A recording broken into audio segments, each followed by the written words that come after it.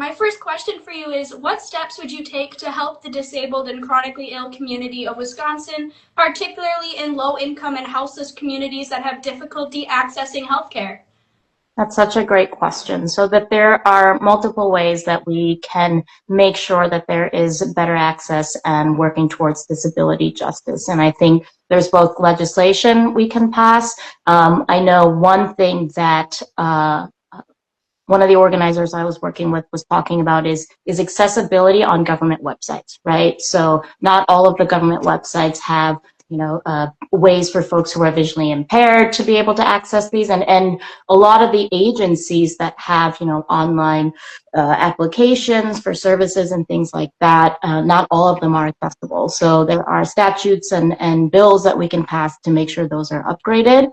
I think especially for folks who are unhoused and at the margins, it's there's resources that we can provide both through the state, but also I talk a lot about how we don't, there's this thing called shared revenue where our income taxes that go to the state, they don't get distributed equitably to our county and cities and local municipalities.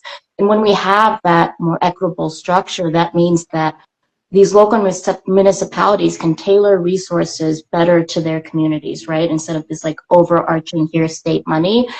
So when we have equitable funding to local municipalities, then organizations that are working directly with the disability community can have more resources to better serve those folks. If you are elected, what are the actions you will take in the first 30 days of being elected? Ooh, there's so many things we have to do. I mean, we have been under authoritarian rule in this state for over a decade now. I think one of the first things that we have to do before the budget cycle, essentially, when we can really focus on writing our values into laws, but say the first 30 days, I want to make sure that we enact gun safety legislation, very common sense legislation like red flag laws and background checks. We have to fully fund our public schools, and that includes reimbursement of 90% for special education. Right now, public schools are getting less than 40% special education reimbursement, while private schools in the voucher program are receiving 90% special education reimbursement. So that gap has to close, and we have to make investments in our public schools. We have to make sure that we're feeding all kids. And so I'm really excited that I got to introduce a couple sessions in a row now, universal school meals, to make sure that every student, regardless of what type of school you go to, has access to free breakfast and free lunch. Paid leave for all, right? Not everyone gets, no one should have to choose between making rent and their paycheck or taking care of a loved one, right? And so paid leave for all, most definitely. I think right now we still have an 1849 abortion ban on the books. So we got to repeal that abortion ban. We also make it really hard for public sector. Right now, if you're in the public sector, you can't unionize and be recognized by the state. So we have to repeal Act 10. There is so much, there's a lot of concern around clean water in our state and chemicals getting into our waterways. And so we definitely have to make sure that we are holding polluters accountable. And then caregivers, right? So especially with the Medicaid cuts that are coming down, it's getting harder and harder for caregivers to be valued and recognized for the care work that they do. And so we can enact legislation that will ensure that they are making living wages and have good working conditions. Where am I at? Am I at eight? Oh, we have to tax the billionaires, right? Folks have to how are we gonna, and I think folks have heard me say it quite a bit that we have to tax the billionaires. But that's going to bring in a good revenue stream for us to be able to fund the programs that people need in their communities to live the lives that they want, that they deserve. Where am I at now? I feel like I'm almost at 10. But yeah, there's a lot that I want to do in the first 30 days. And I think we have to meet this moment with a sense of urgency because these are catastrophic times. And so we're not going to settle for incrementalism. We know that all of our communities deserve better. Disabled people often are still legally able to be paid a sub minimum wage and are able to, and have been separated from their able bodied workers and their coworkers. And while the Raise the Wage Act is currently trying to improve that on a federal level, what would your steps be for ensuring that disabled people in Wisconsin get paid equally to that of their able bodied coworkers?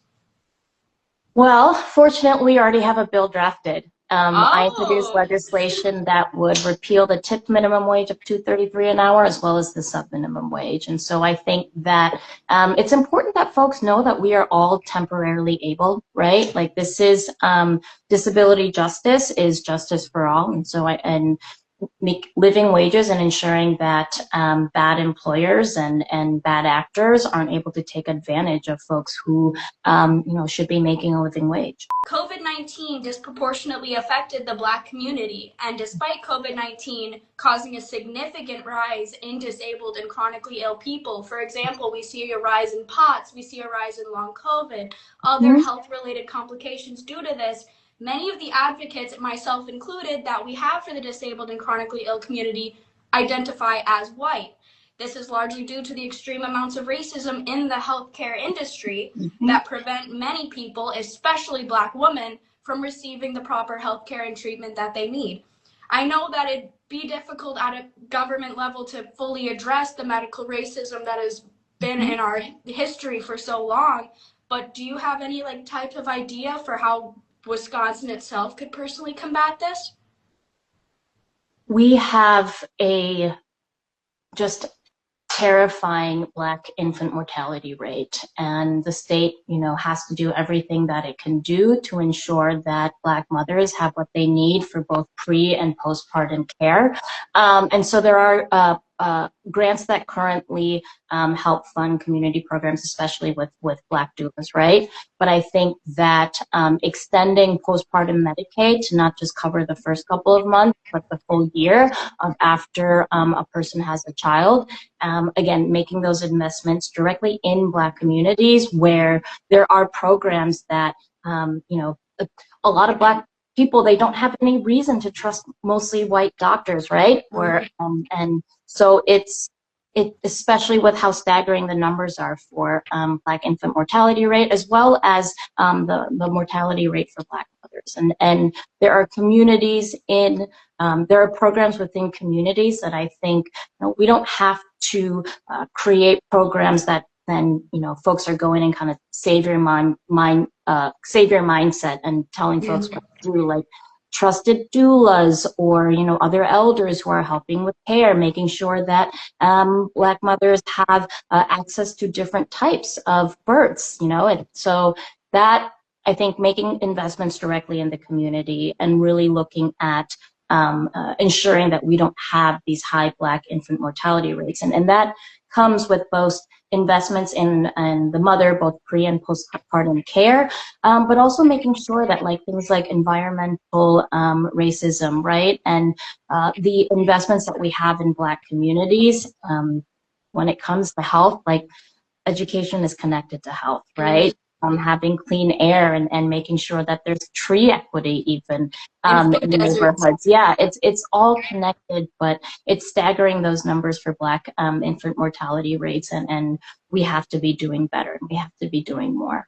Many companies often have limits on calling off from work, with job termination often being the punishment if an employee exceeds this limit. As you can imagine, this negatively impacts chronically ill and disabled employees who very often will have to exceed that time off limit due to a flare-up, doctor appointments, things like that. And, that is often a risk to their health because they have to worry about losing their jobs. How would you go about protecting people from being fired due to being chronically ill and exceeding a time off limit? So I think there are statutes that could address that, where employers would not be allowed to, fire an employee without just cause beyond just what is a federal regulation. But I've also introduced a comprehensive paid leave for all bill, and that currently is at 12 to 14 weeks of both paid or a combination of paid and paid family or medical leave. And that includes folks that it's a social insurance program. So folks in the disability community who are working and need additional time off. It's a program where if the employee opts in, the employer has to opt in as well. And so then without, it, it uses a weekly average wage so that more people are eligible for it. And the threshold is $1,000 a week that would be reimbursed for folks who, or given as paid leave for folks. And so there's definitely some tightening up of regulations for employers, and then looking at that paid leave legislation and making sure that it covers more people and the different reasons why someone might not be able to go to work, right? As you mentioned, when there are flare-ups for those who are chronically ill. But I also think what's important about the bill that I introduced is that when someone is a survivor or needing care because they're in an unsafe situation, the person who is doing that care can actually take paid time off to be able to do that care.